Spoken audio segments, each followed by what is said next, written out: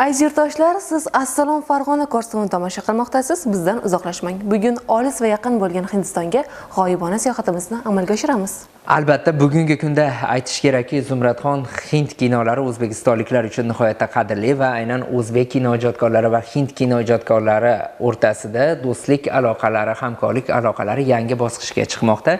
Biz bugun aynan shu maqsadda suhbat qurishni maqsad qilganmiz va dasturimizga kino operatori Husan Aliyev hamda u kishining yaqin hamkori Hindistondan tashrif buyurgan mehmon Aman Panjreni mehmon sifatida taklif etganmiz. Assalomu alaykum. Assalomu alaykum. Tongingiz xayrli bo'lsin. Rahmat o'zlaringiz. Dasturimizga xush kelibsizlar. Rahmat.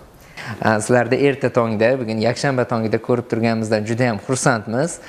Men o'ylaymanki, Husanbek aynan bizning tomoshabinlarimiz Hind kinosi deganda albatta diqqatlarini ekranga qaratishadi, chunki o'zini qo'shiqlari bilan, aktyorlarning mahorati bilan haqiqatdan ham Hind kinolari o'zbek xalqini mehrini qozongan. Avvalambor mehmonimizga yana bir bor xush kelibsiz deymiz. Keling, bugun thank you. O'zbekiston haqidagi tasavvurlaringiz qanday? Demak, menimcha mamlakatimizga birinchi bor tashrif buyurdingiz. Uzbekistan एक बहुत ही खूबसूरत कंट्री है और यहाँ के लोग काफ़ी अच्छे हैं, काफ़ी सुंदर. O'zbekistonning ob-havosi juda yaxshi, odamlari mehribon. Agar qanaqadir paytda qiyinchilik bo'lsa, senga yordam muhtojligini sezsa, hammasi yordam beradi. Ochiq ko'ngil, eng asosiysi mehmondo'st. Husanboyga umuman olganda qanday qilib Hindistonga borib bu inson bilan tanishdingiz? Do'stlik aloqasi qanday boshlandi? O'zbek xalqiga hind kinolari juda yoqqan. Eski klassiklari, bizdan katta odamlar ham rosa hind kinolarini ko'p ko'rishgan. O'sha kerak bo'lsa o'sha paytda klosh shimlarni kiyib yurishgan, sochlarini o'stirib, ularga Mitxun Chakrabortilarga taqlid qilib kerak bo'lsa. Shuni hisobidan men ham yoshligimdan ko'p kino ko'rardim. Hind kinolarini Hindistonga ketib qolishim juda qiziq bo'ldi. Bu yerda O'zbekistonda ishlab yurib, san'at va madaniyat oliygohini tugatdim. Bakalavrini tugatib, kino operatorskiy fakultetdan kino ko'rib, juda qiziq. Meni uslubimga yoqadigan kino ko'rdim. Qidirdim, kim operator. U yerda yozilganida Director of Photography Ravi Varman. Undan keyin yana ancha vaqt o'tdi-da, yana ko'rdim. Shunga o'xshagan yaqin kino juda yoqdi menga. Ular kamerani ishlatishlari, svetlari, hammasi yoqdi. Undan keyin qaror qildim o'zimga shu odamga shogirdlik tushishga. Orada 2 yil, 3 yil vaqt o'tdi, qidirdim, Instagramlardan, Telegramlardan qidirdim, u odamni topa olmadim. Keyin bir tasodifiy bo'lib, u odam bilan muloqotga kirib qoldim Facebookdan. Facebookdan topib, shu bo'yicha dokumentlarimni to'g'irladim, Mumbai Film Akademiyasiga o'qishga ketdim. U mobaynida Ravi Varman bilan ko'rishib, u odamga o'zimni xohishlarimni aytib, u odamga shogird, ya'ni o'sha assistent bo'lib tushdim. Va Bollywoodda ishladim. Birinchi ishlagan kinoyim Jagga Josus degan film bo'ldi. O'zbekistonda ham ko'p qo'yildi. Ranbir Kapoor, Katrina Kaif o'ynagan. Uning rejissyori Anurag Basu. Undan keyingi borishimda hammaga ma'lum 3 savdoya degan kino bor, hind kino. 3 Idiots deb gapirishadi. O'sha kinoni olgan Rajkumar Hirani rejissyor, Ravi Varman operator.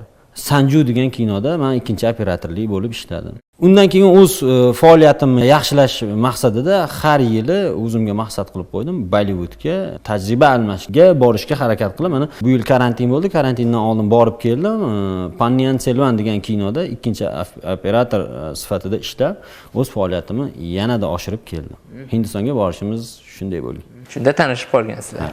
Bu Aman Panjre meni kursdoshim bo'lgan. Billa bu bilan Mumbayda, Mumbai Film Akademiyasida tahsil olganmiz. Cinematography and Lighting kurs bo'yicha ikkalamiz tahsil olganmiz. Juda ham yaxshi. Demak, janob Amanga yana yuzlanamiz va sizni tajribangiz haqida alohida savollar bor yana.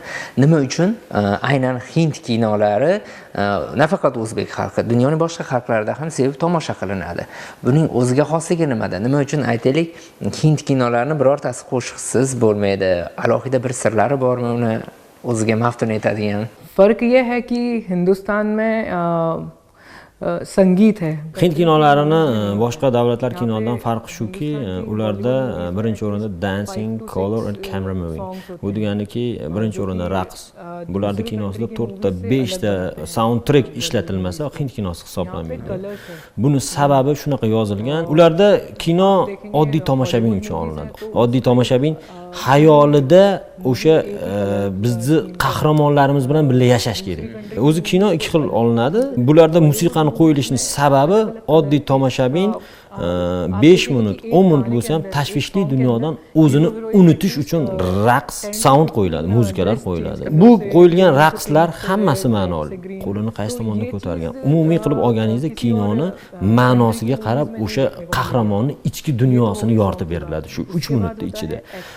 Rang masalasiga keladigan bo'lsak, mana hozir aytdim, men uchun ham yangi ma'lumot. Bitta aktyor, aktrisa kinoni oxirigacha 20 dan ortiq ko'ylaklarni almashtiradi. 20 dan ortiq rang, 20 dan ortiq kiyimlarda stilistikasi, ya'ni uslubi almashinuvi. Bu degani bitta aktyor aktrisaga 20 ta ketsa, u yerda orqa tomonda 100 ta, 200 tadan ortiq odamlar, bir xil kinolarda 1000 tagacha odam ishlaydi. Shuni hisobidan kinoni salmog'i, kinoni harakati, ya'ni kitobiy qilib aytganda dinamikasi shu bilan oshiriladi. Hind kinolarida aktyorlarga, misol mana o'zbek xalqi juda qiziqadi. Shohruxxon, Ranbir Kapur, Raj Kapurlar. Bularda aktyorlik mahorati qonida bor. Hindiston aktyorlari, ularda o'sha ota bobosidan bizda misol meros qoldirib kelinadigan narsalar bo'lsa, ularda qonida aktyorlik merosi bo'lib avloddan avlodga keladi bu narsa. Xuddi shu narsa bo'lgandek, Kapurlar, Xonlar hammasi bir-biriga meros qilib aktyorlik sohasini davom etkazib kelishyapti bular. Husanboy, mana biz aytib ko'rdik, siz demak Mumbay dedik, demak Hind kino sanoatining vatani hisoblanadi. Bu yerda tajriba o'rgandingiz. Olib qaraydigan bo'lsak, o'zbek va hind kino ijodkorlarining aloqalari bir muncha demak o'sha o'tgan asrda ishlangan Alibobo va 40 qaroqchi filmidan keyin, Latif Fayziyev rejissyorligida ishlangan filmdan keyin biroz to'xtagan edi. Bugungi kunda aloqalar qanday davom etyapti? Aytaylik, siz qanday tajribalarni o'zlashtirib kelib, bugun hamkasblaringizga o'rgatyapsiz? Juda o'rinli savol bo'ldi. Hozirgi dolzarb masalalarga kiritilgan bu, chunki prezidentimiz tomonidan mana o'zbek kinoga qancha e'tibor berilyapti. Yangi texnologiyalar, yosh kinooperator, kinorejissyorlarni chet elga jo'natish, ularning malakasi oshirish haqida juda ko'plab qonunlar ishga tushgan hozirgi kunda.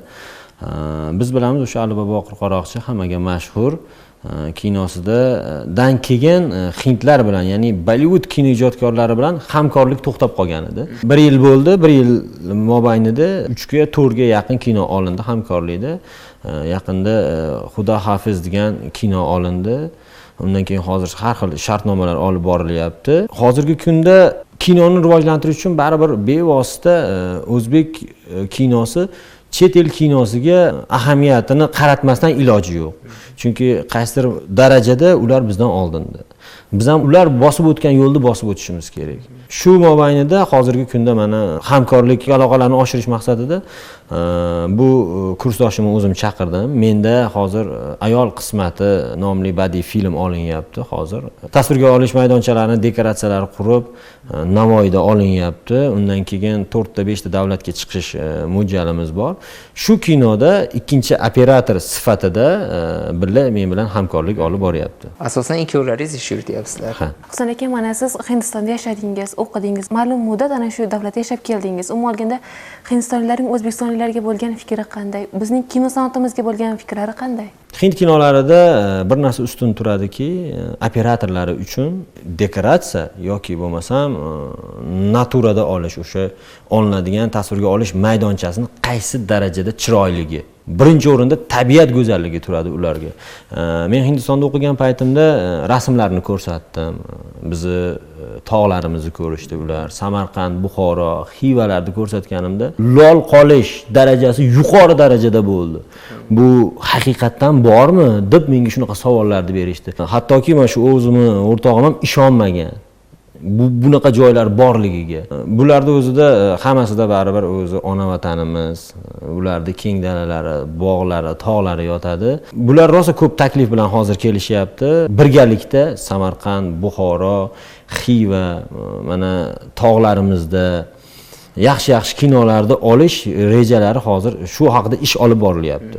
Zumradxon, hurmatli mehmonlarimizdan ruxsat olgan holda Assalom Farg'ona dasturida ilk sahifaga navbat yetib kelganini ma'lum bo'lmoqda. Keling, mana shu lavhani birga tomosha qilsak, birozdan so'ng yana muloqotimizni davom ettirsak.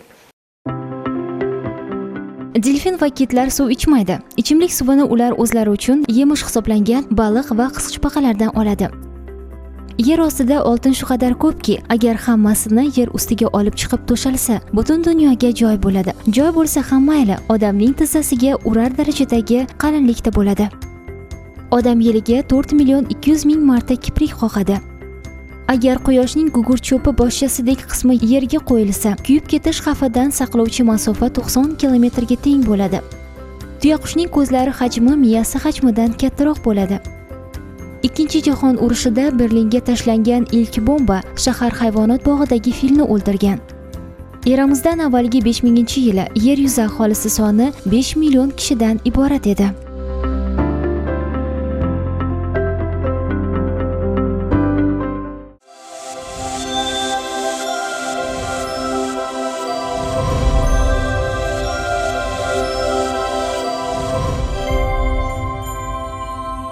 Aziz yurtdoshim, siz Assalom Farg'ona ko'rsatuvini tomosha qilmoqdasiz. Bizdan uzoqlashmang. Azizlar, eslatib o'tamiz, bizning bugungi dasturimiz mehmonlari kino operatori Husanbek Aliyev hamda ularning hindistonlik hamkori aziz mehmonimiz Aman Panjre bo'ladi. Men janob Amanga yuzlamoqchiman. Bilishimiz bo'yicha siz Toshkentda va bizning juda ham ko'plab viloyatlarimizda bo'libsiz va albatta hozir ayni daqiqada Farg'ona viloyatidasiz. Farg'ona viloyati sizga qanchalar yoqdi? Umuman taassurotlaringiz qanday bizning Farg'onamiz haqida? जब मैंने पहली बार फारगोना देखा था हयात मूवी में Ko'p viloyatlarda bo'ldi. Mehmondo'st xalq hammasidan ham yoqqani farg'onalik odamlar juda mehmondo'st. Qatta bo'lsa ke yonimga choy ich deb choy berishdi. Juda mehmondo'st xalq ekan. Farg'onaning havosi juda salqin havosi. Chunki syomka jarayonlari, tasvirga olish jarayonlari Navoiyda bo'lyapti. U yer juda issiq. Navoiydan keyin bo'tga kelganda havosi juda xushbo'y, toza. Jannat makon o'lkasida Farg'onada zilol suvlar, baland tog'lari, chiroyli manzaralari bilan juda mashhur.